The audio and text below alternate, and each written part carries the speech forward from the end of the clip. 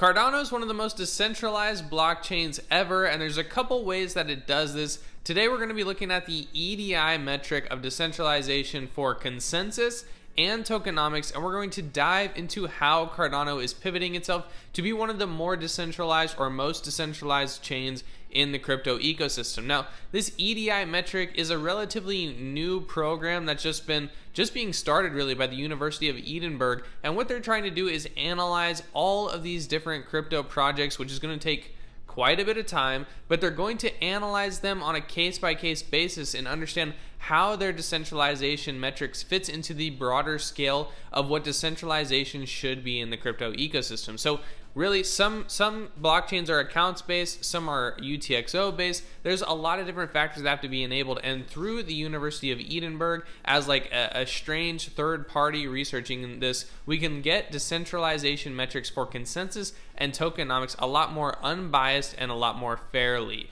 Given that EDI is a relatively newer program, they're still figuring out the best blockchains to track, but they're tracking some of the most major L1s and projects ultimately in the crypto space. They're tracking Bitcoin, Ethereum, Tron maybe, Dogecoin, Cardano, Bitcoin Cash, Tezos, and a couple of other ones that I just don't remember right now. But when they're doing this, we can analyze these on a case-by-case basis. They also have some different threshold and clustering filters that you can do depending on the blockchains that you want to look at. And when you look at the consensus side of this, basically what they're asking is, when the blockchain does consensus, is that consensus done in a decentralized manner?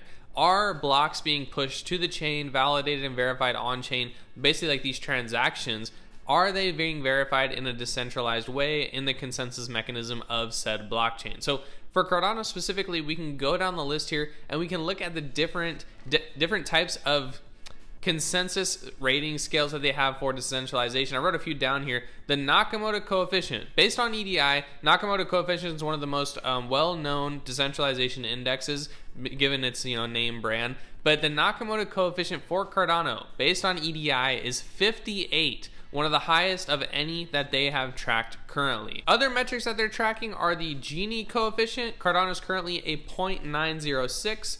The Thiel index, Cardano is currently a 2.189, and then the max power ratio, Cardano is currently a 0.05. So on the screen, we're going to put a couple different other blockchains and like what they're ranking at. But on all of these graphs, you can see Cardano is either ranking the highest or the lowest. And when it's ranking the lowest, the goal is to be scored 0. So Cardano is currently, based on consensus, based on what EDI has found, the most decentralized blockchain of the chains that they're tracking, and one of the most decentralized blockchains in the crypto ecosystem. Now, when we switch this over to the tokenomics side of it, EDI has consensus and tokenomics. When we look at the tokenomics side of this, we have the exact same thing going on here. This part, definitely you want to look at the ways that they're measuring the tokenomics, because I think they still have a little bit more work to do, and they talk about it in their section of the methodology for tokenomic calculation for decentralization.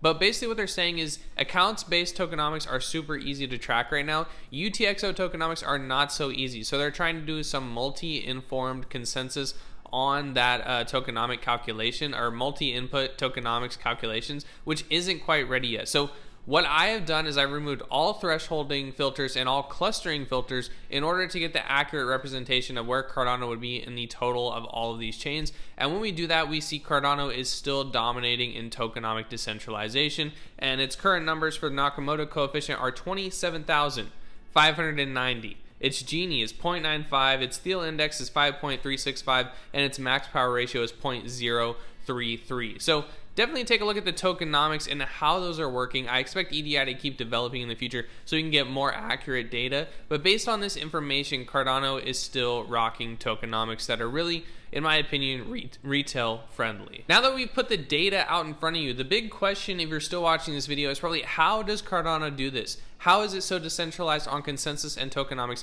And really, it all started from the beginning of what Cardano was trying to do. There are three big things that help Cardano be this decentralized across a myriad of possibilities, and those three things are going to be its stake pool operators, its staking model, and the tokenomics of the ADA token. Now, the tokenomics of the token are basically just giving the majority out to retail. Over 70% or 80%, something like that, was all given to the retail population. And you don't see a lot of like ADA held back for investors or funding or all of these other advertising or all these other things. So the main way that Cardano is being decentralized on tokenomics is giving a lot of the tokens away to the retail investor, which in my opinion is one of the best things to do if you want to have a successful crypto project. You want to support retail investors because those are going to be your bread and butter at the start. The second thing that Cardano does really well is its stake pool operators. Anyone can run a node that can validate blocks. Anyone can start a stake pool. Anyone can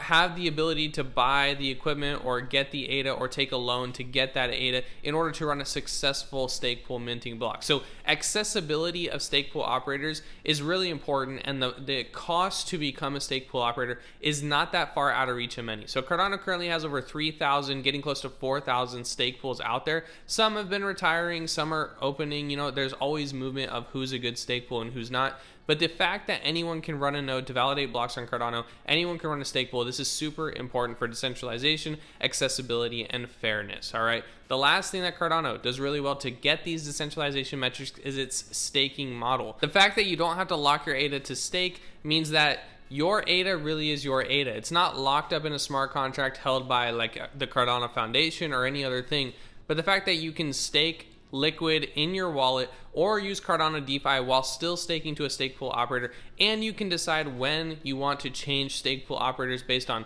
how many rewards they have or what their mission is or what they're voting for or what they support, all these different things. You as an ADA holder have the ability to control your money, put your money where you want it to be, and support certain stake pool operators or certain missions or certain DeFi protocols or certain initial coin offerings, all of these things based on your stake. This is how Cardano is getting so decentralized. If somebody wanted to take over the Cardano network, they would have to take over half of the block producing stake pools or half of the majority of the blocks. Whoever's producing half of the blocks, they would have to take over 20, 30, 40 stake pools, hundreds of stake pools in order to make this 51% attack and control the Cardano network or fork it or do all these things. So the amount of resources it would take to control the Cardano network is vastly superior to what anyone wants to simply fund. So that's what's making it so decentralized. Furthermore, I know that right now Cardano is working on governance, SIP 1694, which is going to increase its decentralization even more, because I know one thing that Cardano needs to do better for decentralization. And while we're on the topic of decentralization,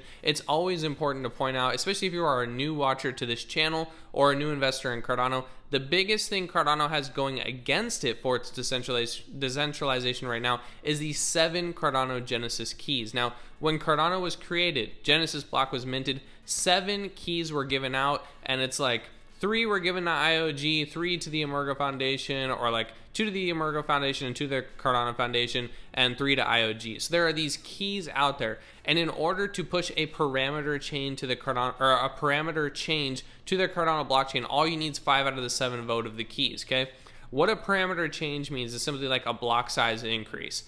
There's really no reason to make a lot of parameter changes right now, and even if a parameter change happened, like a block size increase, it wouldn't really negatively affect Cardano. It would just be like making the blocks bigger, pushing more transactions, which a lot of people think is not the best thing to do right now. There's no, even with the 7 Genesis keys, there's no way to make a hard fork change or any changes to the base layer of Cardano that involved like a hard fork or a massive change like that, because it still requires ratification of over half of the stake pools out there. So if the Genesis key holders, the Cardano Foundation, IOG, and Emergo decided to make some crazy changes or do a hard fork, these stake pool operators would still have an opportunity to not adopt the hard fork and still keep the original Cardano chain as the longest chain that they're currently running on. So even with these 7 Genesis keys, Cardano can still maintain decentralization of choice, which is why it's important that you stake to a stake pool operator that you support and does the right things in your opinion. But even as Cardano is working on governance this year, we still have decentralization metrics in these SPOs and the SPO operators by them deciding what hard forks to push forward, what code to adopt, what updates to adopt, and what part of the chain to push forward. So all of these metrics Cardano is doing, this is how it's doing it. This is how it's being one of the most decentralized products in the crypto ecosystem right now. And if you're like me, I believe Bitcoin's principles of why we are on crypto are super important, and I think Cardano is doing a great job at following those principles, keeping the chain retail friendly, keeping the chain decentralized, keeping it open and fair and accessible, and not requiring people to like lock their tokens or not creating, you know, all these loopholes people got to jump through. I think Cardano is doing a great job, and I think it deserves all the decentralization metrics that it is trying to win. All right, so let me know in the comments if you agree with this. Do you think Cardano is decentralized or centralized? Do you think it's one of the most decentralized chains out there? Let me know in the comments. I'd be happy to discuss with you. Also, if you're not following me on Twitter, I post Twitter threads on this way before I do the video. So in my description, there's a link to my Twitter. Follow me on there. Engage with me on there. I'd love to hear from you. All right. Other than that, hope you enjoyed the video, and we'll see you in the next one.